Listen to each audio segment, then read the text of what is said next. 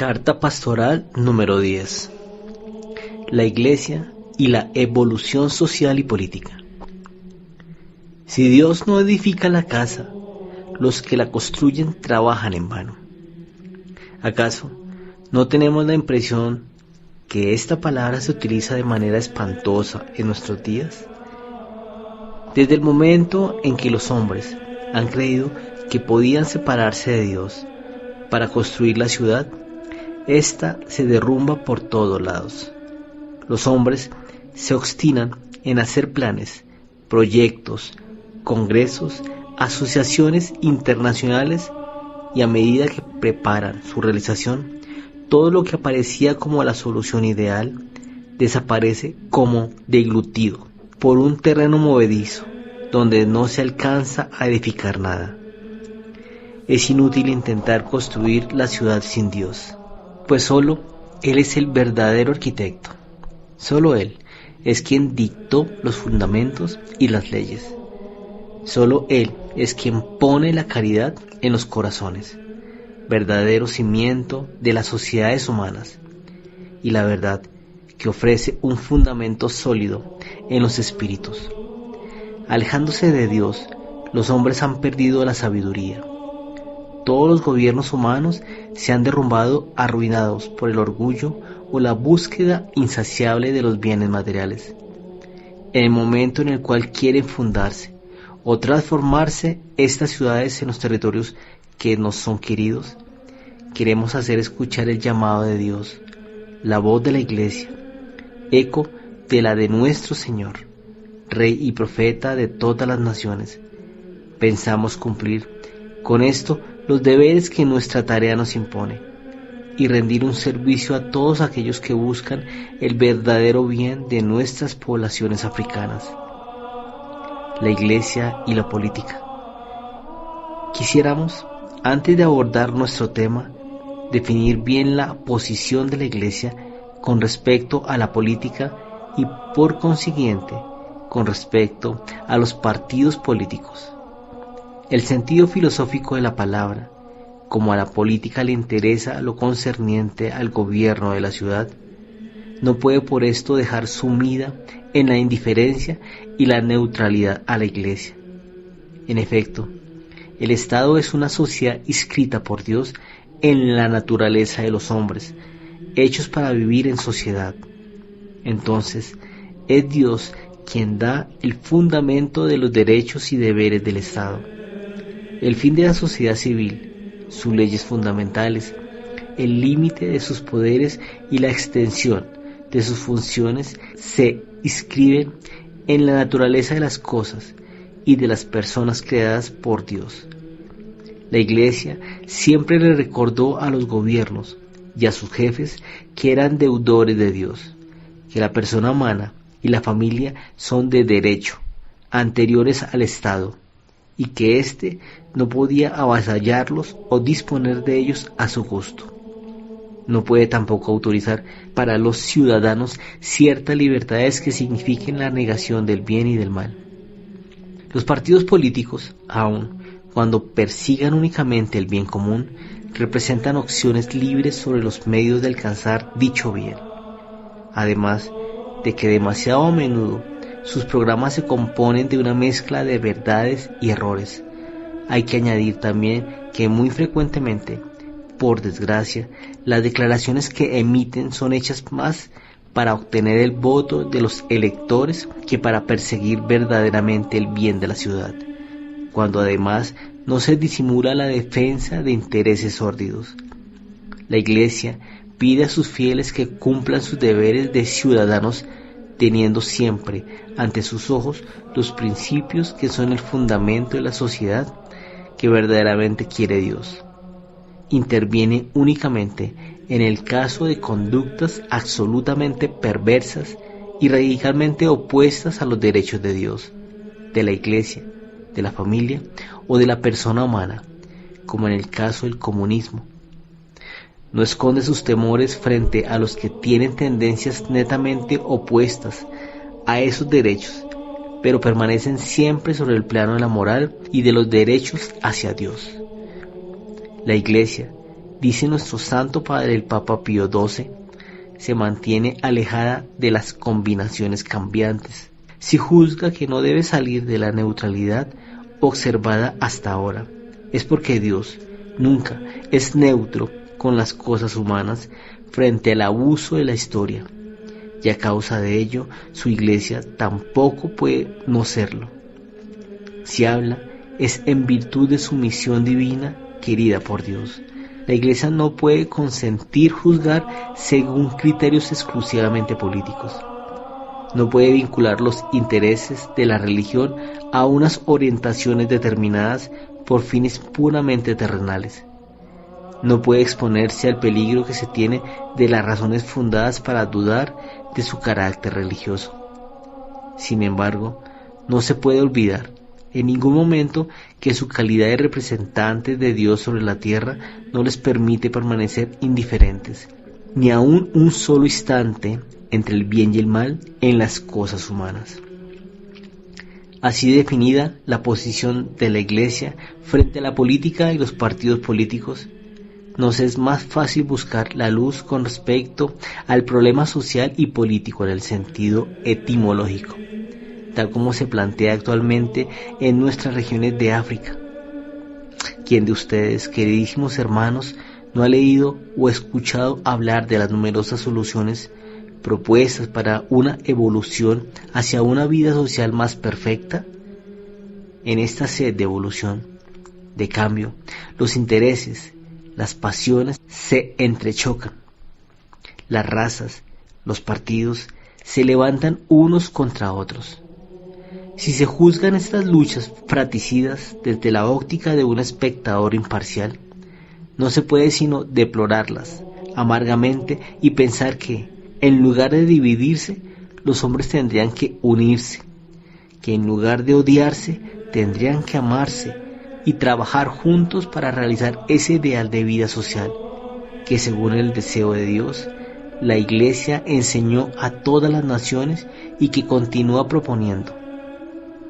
Ese ideal no es fruto de la imaginación ni de la utopía. Está escrito profundamente en el corazón y en el cuerpo de los hombres. El Creador quiso esta vida social.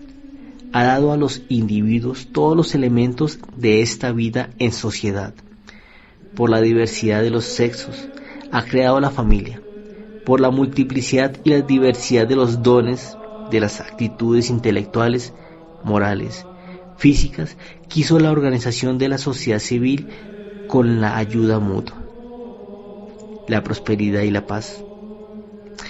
Quisiéramos recordar los principios de ese plan divino para la vida social de nuestro Señor, que nuestro Señor ha venido a recordarnos y a darnos la fuerza necesaria para ponerlo en práctica. Diremos algunas palabras sobre la persona humana, la cual definitivamente ha sido hecha para la vida social, y luego hablaremos del medio, del crisol en donde nace y se forma esta persona, es decir, la familia. Y por último, de la sociedad, ambiente necesario y favorable al desarrollo y establecimiento de las familias y de los individuos. Nos será entonces más fácil poder mostrar cómo debe orientarse en nuestras sociedades africanas la verdadera evolución para una mejor vida social, y de qué manera deben concurrir todos cuantos viven en estos países de la persona humana. El hombre, dice el Papa Pío XI, es una persona a quien el Creador ha provisto admirablemente de un espíritu y un cuerpo. En esta vida y en la otra, el hombre por fin último no tiene más que a Dios. El catecismo nos enseña que el hombre ha sido creado para conocer, amar y servir a Dios, y por ese medio llegar a la vida eterna. Servir a Dios quiere decir cumplir con su deber de Estado, el deber de caridad hacia el prójimo en el lugar de las circunstancias queridas por Dios bajo su mirada paternal. Si Dios le exige al hombre ese servicio durante toda su vida, que será su participación en la realización del ideal eterno, a cambio le da, por ese mismo hecho, unos derechos fundamentales, a saber, el derecho a mantener y desarrollar la vida corporal, intelectual y moral, en particular, el derecho a una formación y a una educación religiosa, el derecho intrínseco al matrimonio y a la obtención de su fin, el derecho a la sociedad conyugal y doméstica, el derecho al trabajo como medio indispensable para el mantenimiento de la vida familiar, el derecho a la libre elección de un estado de vida y por eso mismo también al estado sacerdotal y religioso, el derecho al uso de los bienes materiales con la conciencia de los deberes propios y de los límites sociales. Tales son los derechos esenciales de la persona humana, tanto de la mujer como del hombre, del alumno como del maestro. Desde este punto de vista, todo ser humano tiene los mismos derechos que derivan de la creación del ser inteligente y capaz de buscar espontáneamente su fin, querido por el Creador. Estos deberes y derechos son imprescriptibles e inalienables. Existen desde el primer instante de la animación del cuerpo y de la existencia de su personalidad. Su ejercicio y uso nacerán cuando la persona sea consciente y capaz de ejercerlos, pero ya los posee desde un principio, independientemente de la familia y de la sociedad que no pueden desconocerlos. Tales son los principios que trazan los límites de los derechos de los padres hacia los hijos y les indican también sus deberes que prohíben y rechazan las costumbres contrarias. Todas las disposiciones de las leyes que se les oponen son, por ese mismo hecho, nulas de pleno derecho, pues las sociedades civil y doméstica están ordenadas hacia el bien de la persona, de la sociedad familiar. Pero sería ilusorio buscar el verdadero y perfecto desarrollo de la persona humana sin estudiar en qué condiciones normales debe llegar, en qué ambiente ideal Dios la ha colocado, para darle una perfecta conciencia de ella misma, un conocimiento profundizado de sus deberes, una preparación suficiente para enfrentar la vida y caminar bajo la mirada del Creador. Conocer perfectamente qué es la familia, cuál es su constitución, su fin, sus leyes, su inserción o sus relaciones con la sociedad civil y con la Iglesia será muy útil para aquellos que buscan el establecimiento de una vida social feliz. No recordaré aquí más que algunos principios esenciales que muestran a la familia tal como la quiere Dios, restaurada y elevada por nuestro Señor Jesucristo. La familia es la célula madre de la sociedad, anterior a ella de derecho y de hecho, y por consiguiente tiene derechos y deberes que le son propios, independientemente de toda sociedad civil. En efecto, la sociedad doméstica tiene por principio y base el matrimonio. Por tal razón, estudiando qué es el matrimonio según la ley de Dios y su restauración por nuestro Señor Jesucristo, podremos comparar las etapas que debe atravesar la costumbre para llegar al establecimiento de la familia ideal. El matrimonio es la célula fundamental de la sociedad que une en un destino común a un hombre con su mujer y sus hijos. Esta comunidad familiar tiene su origen en un contrato elevado a la dignidad de sacramento, libremente consentido, que comporta unos compromisos prescritos por la ley natural y por el Creador. La libertad del contrato reside en la elección del cónyuge, pero no sobre las obligaciones que, por ser tales, no pueden depender de la voluntad humana. En efecto, los fines del matrimonio son los siguientes: la procreación y la educación de los hijos, la ayuda mutua facilitada por la unidad de los espíritus y los corazones en la búsqueda de una perfección más grande. El respeto a estos fines asignados por Dios al matrimonio debe atraerles a los esposos y a sus hijos el verdadero bien al cual Dios los destina para su mayor gloria.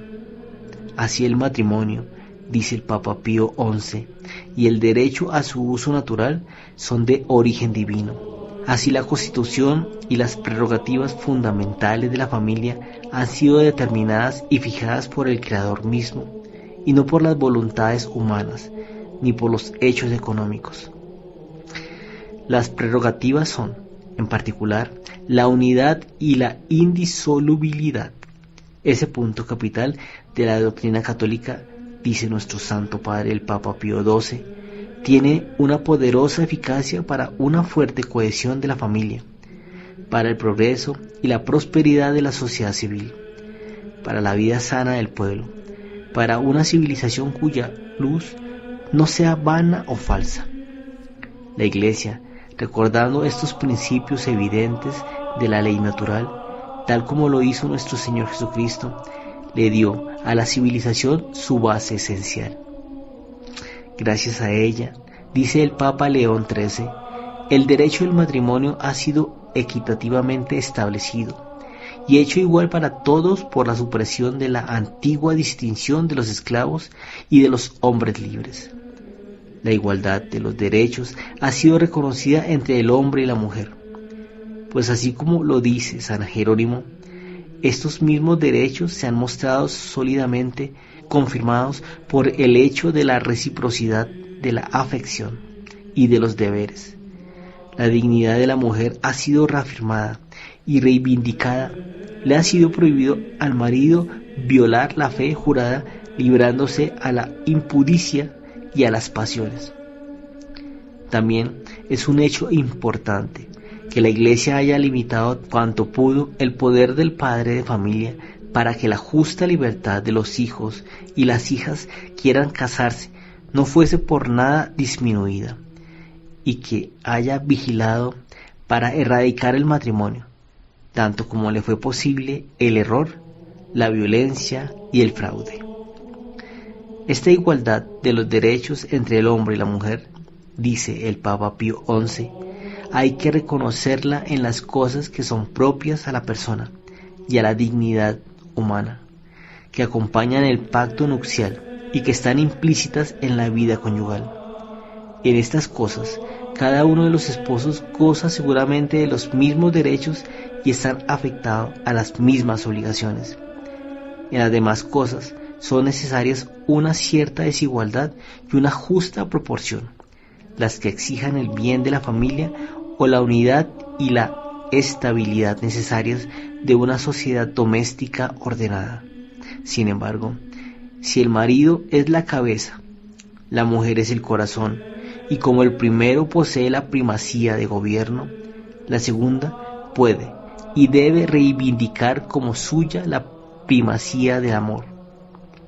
Tales son, expresados por el Papa Pío XI, los principios que deben regir la sociedad conyugal. Hay que agregar algunas indicaciones sobre la educación de los hijos, sobre los medios de existencia de la familia. Los hijos son la prolongación de los padres. Por eso, a estos últimos les toca el deber de educarlos, de prepararlos para la vida inculcándoles los principios de la fe, la práctica de las virtudes y los conocimientos necesarios para facilitarles la existencia, orientándolos hacia una profesión, para facilitar su existencia y ejercicio de sus deberes. La familia tiene un derecho estricto a la propiedad privada, que es más imperioso aún que el de un solo individuo. Su lugar de habitación es indispensable, es la seguridad del mañana y lo que permite el desarrollo normal de una familia. Esta propiedad existe sobre todo donde se fijan tradiciones de labor, de ayuda mutua, de amor mutuo. A esta propiedad privada se vincula también el derecho de heredar y testar para asegurarle una existencia estable a la familia. Pero a menudo la familia por sí sola será incapaz de obtener los bienes esenciales como el trabajo, un cierto seguro contra las pruebas, la facilidad de cumplir con sus deberes de religión, sus deberes de educación, etc.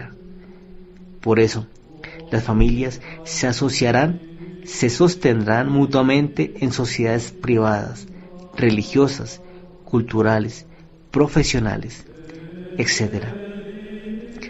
Estas sociedades constituyen el cuadro natural en el cual las familias se desarrollan y gozan de una vida social feliz, caracterizada por las costumbres y el folclore regional.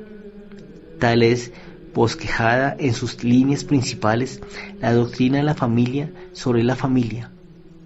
Ella mantuvo ese santuario en su pureza original, en su unidad, a pesar de los más ruidosos ataques. Transmitió sin fallar las preciosas enseñanzas recibidas de Dios. De la sociedad civil. Acabamos de hablar de las sociedades u asociaciones privadas, pero es evidente que ellas no pueden bastar para la ayuda y la protección de las familias y de los individuos. Por eso, en todo tiempo de la historia de la humanidad, los hombres se han agrupado en sociedades que con el correr del tiempo establecen tradiciones y forman grandes familias atadas a una tierra, a una descendencia. Es la patria, es todo lo que los ancestros, los padres han transmitido como patrimonio a sus descendientes. No se podrá poner en duda, dice el Papa León XIII, que la reunión de los hombres en sociedad sea la obra de la voluntad de Dios. Al hombre, que aislado no podía procurarse lo que es necesario y útil para la vida, como tampoco era capaz de adquirir la perfección del espíritu y de los corazones, la providencia lo hizo para unirse a sus semejantes en una sociedad tanto doméstica como civil, única capaz de procurarle lo necesario para la perfección de su existencia. Así los hombres se unen naturalmente en sociedad, a fin de que por ella vivan en paz, en la ayuda mutua, en la seguridad. Tienen el derecho de reclamar estos beneficios de la sociedad. Aceptan someterse a la disciplina de las leyes necesarias para procurarse estos bienes, y a la autoridad que las dicta. Hace ejecutar y sanciona las infracciones. Si los individuos, si las familias que entran en la sociedad encuentran en ella un obstáculo en lugar de un sostén, una disminución de sus derechos en vez de una protección, tendrían que huir de esa sociedad en vez que buscarla. Así, el fin de la sociedad civil, dice Pío XI, es procurar una perfecta presunción de vida. Todo lo que la familia no puede asegurarles a sus miembros para el desarrollo normal de su vida, le pertenecerá al Estado proveérselo. Y para procurarles efectivamente a los individuos y las familias ese bien común que implica, pero traspasa singularmente la simple prosperidad económica. Los poderes públicos, cualquiera sea su origen político, reciben su autoridad del Creador. Podemos entonces enumerar los siguientes principios. Primero, los derechos y deberes de la persona y de la familia son anteriores a los de la sociedad civil. Segundo, el Estado no debe absorber a las familias y a los individuos atribuyéndose sus derechos y sus funciones. Ese es el error del totalitarismo y del socialismo exagerado. Tercero, el Estado no debe limitar su acción a una simple seguridad sin concebir ni organizar un sostén positivo a las asociaciones privadas, a las familias. Es el error del liberalismo, que deja librados a los débiles a las manos de las potencias del dinero, que confunde el concepto de libertad con el de licencia. Cuarto, el Estado no puede y no debe ignorar su origen divino, lo que le da la justa medida de sus deberes y derechos. Tampoco debe ignorar que su existencia está hecha para facilitarle a los hombres su vida de aquí abajo con vistas al bien eterno. El Estado no puede y no debe ser ateo. Quinto, los que poseen el poder de la sociedad no deben compenetrarse de este pensamiento. Están al servicio del bien común. El modo de designación de los que tienen el poder de la sociedad civil puede ser múltiple. En democracia, la representación popular tiene una importancia considerable por lo que no es inútil recordar los principios rectores. Decimos representación popular, es decir, del pueblo. Ahora bien, un pueblo no es un conglomerado cualquiera de individuos, es un conjunto organizado. En un pueblo digno de ese nombre, dice nuestro Santo Padre el Papa Pío XII, todas las desigualdades que derivan no del libre capricho, sino de la naturaleza misma de las cosas, como las desigualdades de cultura, de riqueza, de posición social, sin perjuicio, por supuesto, de la justicia y la caridad mutua. No son de ninguna manera un obstáculo para la existencia y el predominio de un auténtico espíritu de comunidad y de fraternidad. Por eso, la representación popular debe llevar a la Asamblea Legislativa una élite de hombres que no se restrinja solo a una profesión, a una determinada condición, sino que sea la imagen de la vida múltiple de todo el pueblo, una élite de hombres de juicio justo y seguro, de sentido práctico y equilibrado. Los pueblos que poseen un temperamento espiritual y moral suficientemente sano y fecundo encuentran en ellos mismos y pueden darle al mundo los heraldos y los instrumentos de la democracia. Por el contrario, allí donde faltan estos hombres, otros llegan para ocupar su lugar y hacer de la actividad política la arena de su ambición, una carrera para su propia ganancia o la de sus castas o clases. Y es así que la caza de los intereses particulares hace perder de vista y pone en peligro el verdadero bien común. Tales son las palabras de su Santidad Pío XII. Podemos concluir de nuevo que, primero, las minorías étnicas, profesionales o cualesquiera que sean, no deben ser excluidas de la representación popular. Segundo, las diferentes clases o grupos de población, ciudadanos y habitantes del campo, lejos de oponerse para tener el poder, deben entenderse y colaborar fraternalmente para el bien común de la sociedad, en lugar de considerar a la autoridad como un medio para servir a los suyos y oprimir a los demás. El bien común, he aquí la estrella polar según la cual debe dirigirse el barco de la administración, dice el Papa Pío XII, consiste en el establecimiento de las condiciones públicas, normales y estables para que tanto a los individuos como a las familias no les sea difícil llevar una vida digna, regular, feliz según la ley de Dios. Ese bien común es el fin y la regla del Estado. La delicada tarea de los que tienen la autoridad civil es promover todo lo que pueda favorecer estas condiciones y protegerlas contra todo lo que pueda disminuirlas, sin caer en el exceso de un estatismo asfixiante ni en un ausentismo que genere la anarquía. Nuestra época y sus dificultades para la evolución social. A la viva luz de los principios de la ley divina, las sombras de las realizaciones aparecen con más evidencia. Para percibirlas todavía es necesario mirarlas con ojos apaciguados y sin pasiones, o en todo caso apasionados por el bien. No puedo resistirme al deseo de repetirles lo que nuestro Santo Padre, el Papa, decía en 1940 en las horas más crueles de la guerra. Las épocas de angustia son a menudo más largas que los tiempos de bienestar, ricos en verdaderas y profundas enseñanzas, así como el dolor es a menudo un maestro más eficaz que el éxito fácil.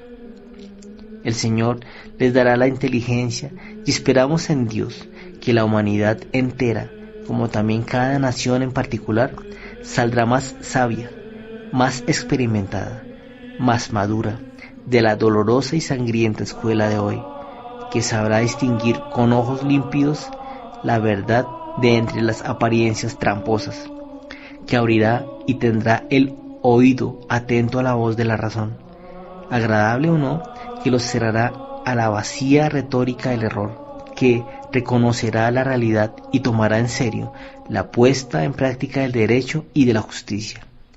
no solamente cuando se trate de reclamar el cumplimiento de sus propias exigencias, sino también cuando se necesiten satisfacer las justas reivindicaciones de los demás.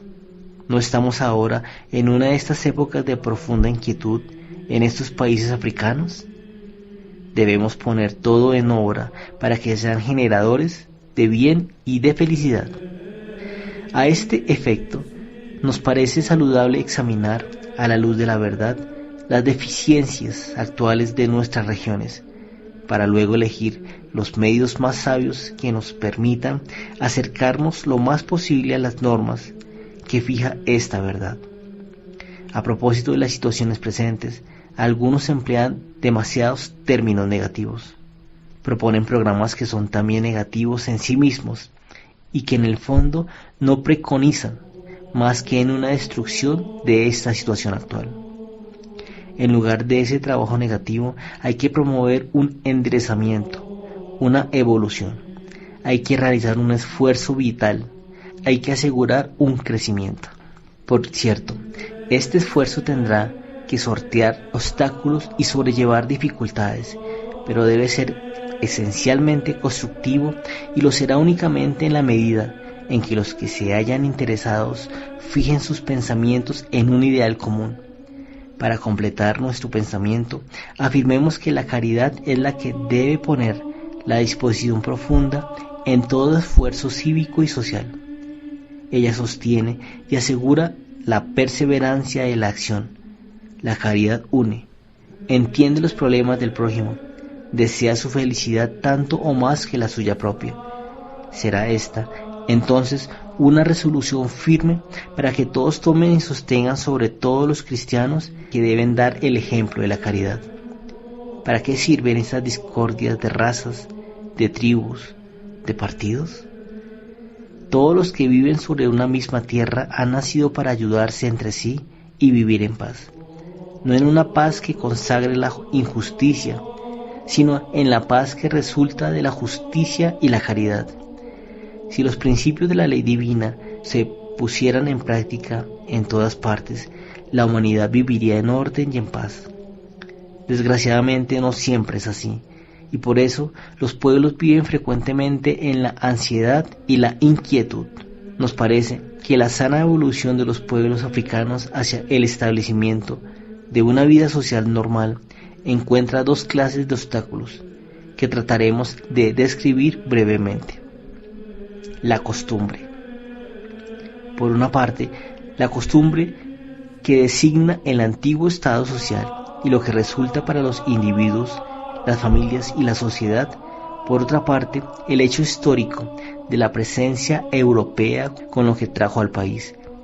Podemos afirmar sin temor a equivocarnos que en la costumbre se encuentran elementos preciosos para la constitución de la sociedad africana, tales como el sentido de la hospitalidad, el carácter sagrado de la autoridad, el espíritu de ayuda mutua, virtudes como la fidelidad en los sentimientos de veneración y el respeto de la madre, el pudor de algunas tribus, la honestidad de la costumbre salvaguardada sin duda por severas sanciones, y agreguemos un sentimiento religioso profundo al cual se puede hacer referencia para una real dedicación. Los principios de la Iglesia expresan esta convicción de la existencia de valores auténticos en todas las razas, cualesquiera que sean, y su papel misionero consiste precisamente en ayudar a los pueblos a elevar bajo la conducta de la religión cristiana una forma superior de humanidad y de cultura. Las reglas de vida cristiana pueden concordar con todas las culturas profanas, a condición de que éstas sean sanas y puras, ya que pueden hacerse capaces a estas culturas de proteger la dignidad humana y alcanzar la felicidad. Sin embargo, la idea de la persona humana, tal como Dios la creó y redimió, está muy desfigurada dentro de la costumbre, sea que se trate de siervos descendientes de esclavos, atados al clan, sea que se trate de la mujer. Los derechos de la persona son desconocidos hasta en lo que tienen de elemental. Raras son las mujeres que pueden considerarse como enteramente libres. Las mujeres son las más oprimidas, particularmente en el derecho a un matrimonio con libre elección del cónyuge.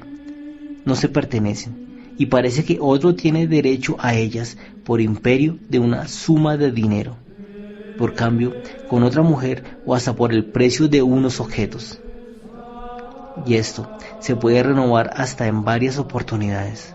A menudo se les lesiona el derecho que tienen sobre sus hijos, los cuales les son quitados. No se considera que la mujer tenga ningún derecho sobre su progenie. Todavía la gran mayoría vive bajo esos estatutos consuetudinarios. La mujer no tiene derecho, en general, a la propiedad hipotecaria ni a la herencia, puesto que muy a menudo ella misma forma parte de una herencia. Los hijos, según el espíritu de la costumbre, tampoco tienen ningún derecho hasta que los varones llegan a la edad de la ceremonia de iniciación. No hay derechos para las niñas. Se debe desear que, por medio de una verdadera educación en la auténtica libertad, que consiste en hacer espontáneamente el bien, estas personas se hagan dignas de ese hombre y aprendan a hacer uso de esa libertad conforme a la voluntad del Creador. Esa educación no se puede lograr sino bajo la influencia de la religión. Una educación en la cual Dios está ausente conducirá fatalmente a la licencia, que no es otra cosa que el mal uso de la libertad. El derecho a la propiedad privada no está aún difundido en todos los lugares y a menudo el clan posee más que una persona o familia. Esta ausencia de propiedad privada es también considerable nociva para el desarrollo de una persona, que no dispone libremente del fruto de su trabajo, sin hablar de la costumbre que quiere que sean los sobrinos y no los hijos los que hereden. Todos saben cuán difícil es, por no decir imposible, que un trabajador asalariado pueda guardarse su sueldo. Este le pertenece al clan, y es así que todos los miembros de ese clan exigen vivir del sueldo de aquel que trabaja. ¿Cómo? En estas condiciones se podrá llegar a un ahorro que permita la construcción de un hábitat y los medios normales de subsistencia. La propiedad, tal como Dios la quiere para realizar su deber de estado aquí abajo, aún se ha alcanzado poco en nuestros territorios africanos. Aquí todavía hay que transformar al clan por medio de una educación del espíritu de familia, donde se desarrolle la personalidad humana según la ley natural, que debe tender hacia los esfuerzos de los jóvenes que aspiran a mejores condiciones de vida social. Si se considera cuán arraigada está la idea de la verdadera familia que constituye la sociedad doméstica, querida por la ley natural, uno está obligado a comprobar que las familias que se conforman a ese ideal son aún una minoría muy pequeña. Por cierto, ya ahora se encuentran en todos los lugares algunos hogares modelos que no tienen nada que envidiar a las mejores familias cristianas de los países desde hace mucho cristianizados, lo cual prueba que ahí donde penetró el espíritu de verdad y caridad, la felicidad se desarrolla por sí misma en los corazones bien dispuestos. Pero si el clan limitó el mal y protegió a sus miembros de una gran corrupción moral o hasta de la hambruna, hay que confesar que por su tiranía saca la libertad del matrimonio con libre elección del cónyuge a las mujeres y frecuentemente hasta a los hombres, quienes no pueden casarse por falta de dinero. El clan difícilmente permite la propiedad privada, que invita al esfuerzo, al trabajo, al ahorro, a la construcción del hábitat, etc. Por otra parte, si la familia no adquiere nada para ella, ¿cómo tendría interés en el trabajo? ¿No está allí la explicación de la facilidad con la cual se abandona el trabajo? La idea de preparar un futuro a los hijos existe muy poco, si no es nula. Por eso se ve como los jóvenes se expatrian, se alejan de los que viven a costa de ellos a fin de poder ahorrar. El vicio de estructura de la sociedad africana es grave, pues el esfuerzo y el trabajo son la base de la economía de un país. La corrupción de la familia es alentada además por las facilidades que se le otorgan al divorcio y a la poligamia. De allí la inexistencia de la sociedad conyugal, tal como ha sido descrita anteriormente, inexistencia de esta igualdad de las personas y de la intimidad del hogar, tan favorable para la educación de los hijos. Si uno extiende estas consideraciones al pueblo o a la tribu, que es todavía la imagen empobrecida de la sociedad africana de antaño, percibe que es en este escalón donde la presencia extranjera ha modificado las costumbres, sin eliminar los defectos radicales que señalamos, pues ahora un jefe de cantón nombrado por la administración ha suplantado medianamente al jefe acostumbrado, pero obra frecuentemente casi como lo hacía su antecesor, arreglando las dificultades internas de los clanes según los usos y costumbres, no sin llamar a los brujos en varios casos, ni sin olvidar que su pequeño gobierno debe servirlo.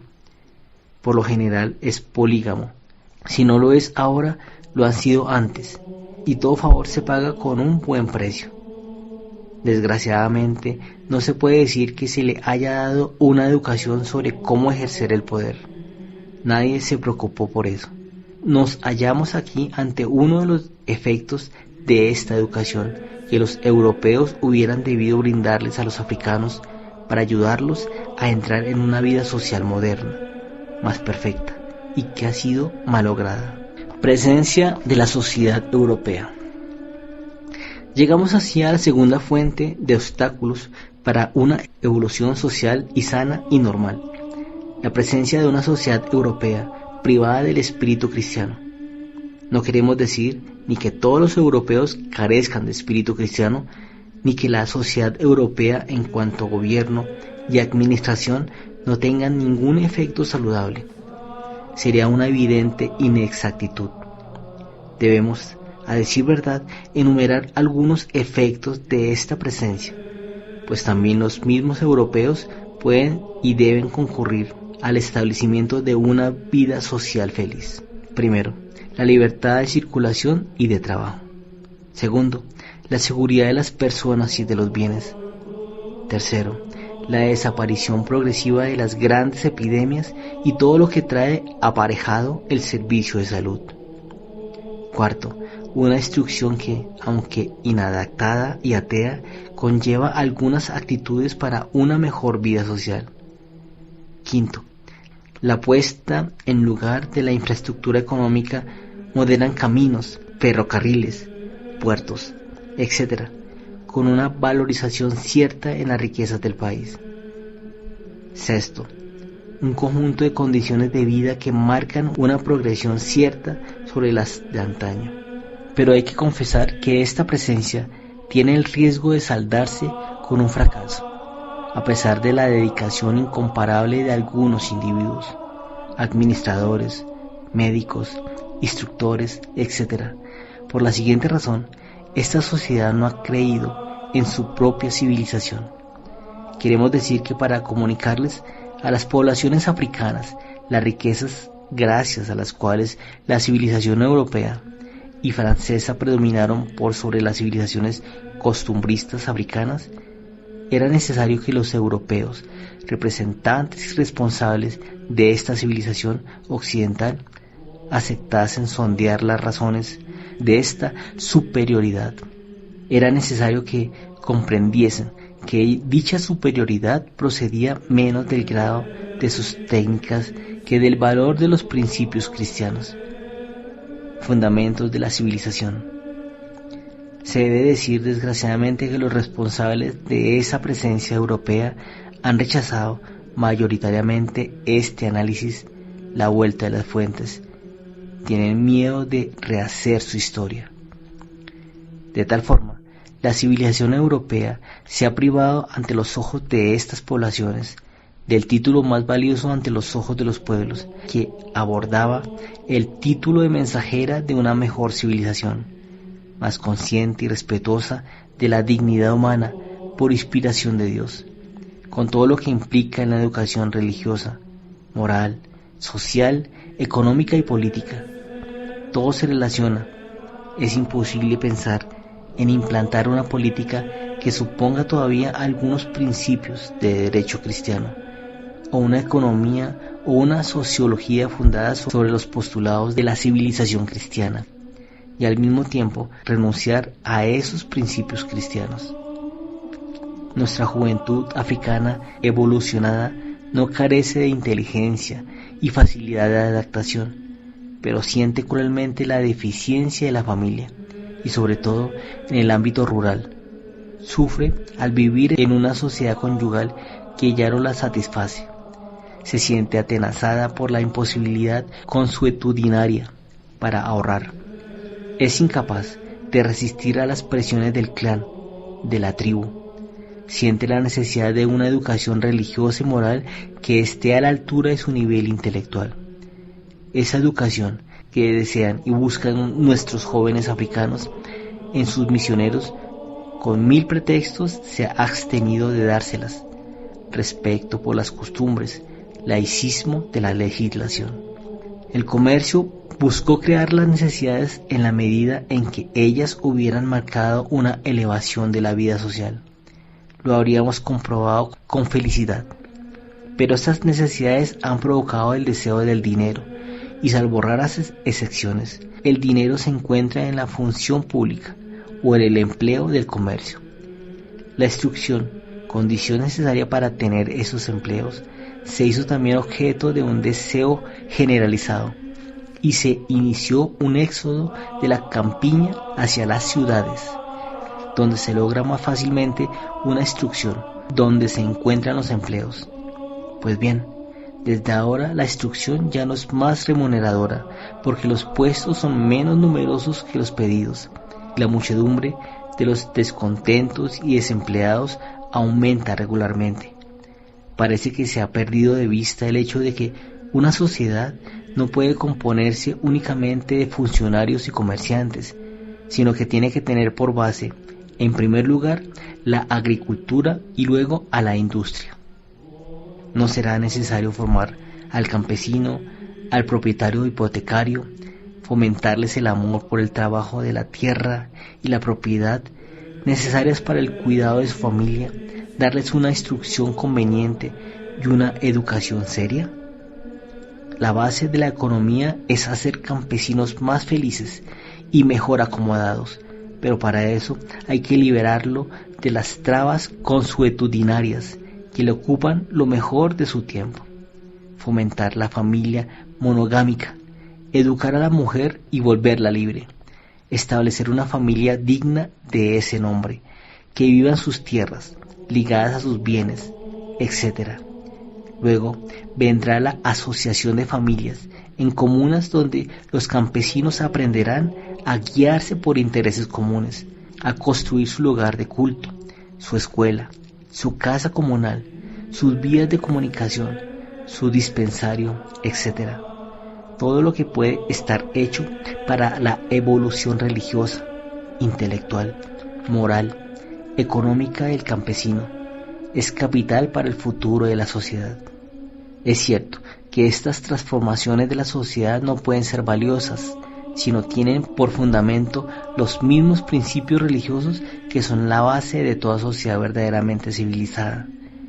Aunque ya estas comprobaciones son conocidas por todos los que viven en el terruño africano, hayan nacido o no en él, estamos convencidos de que las poblaciones africanas hay una sabiduría y un deseo de sana evolución que debe ser el fermento de una sociedad organizada según la ley divina.